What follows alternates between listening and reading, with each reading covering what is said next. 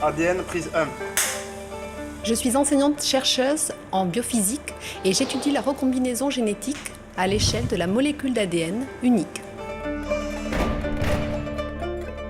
L'ADN est le support de l'information génétique.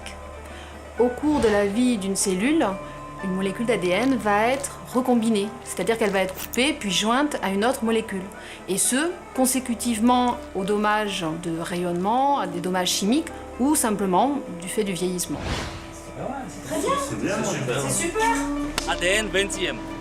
Action! Ici, j'étudie les mécanismes d'action mis en jeu lors de ce processus de recombinaison. Et j'observe les machineries en action, soit c'est plus compliqué. Action.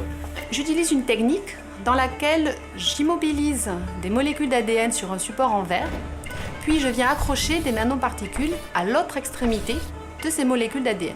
Et donc, plus la longueur du brin d'ADN sera grand, plus le déplacement sera ample. De cette façon, je vais pouvoir suivre des variations de longueur d'ADN, comme ceux qui ont lieu lors de la recombinaison génétique. Oui, il fallait pas que je tourne ma chaise. Action. Suivre des molécules individuelles les unes après les autres est long et fastidieux. C'est pourquoi j'ai développé une puce sur laquelle je peux suivre simultanément des centaines de molécules d'ADN. 56e ADN.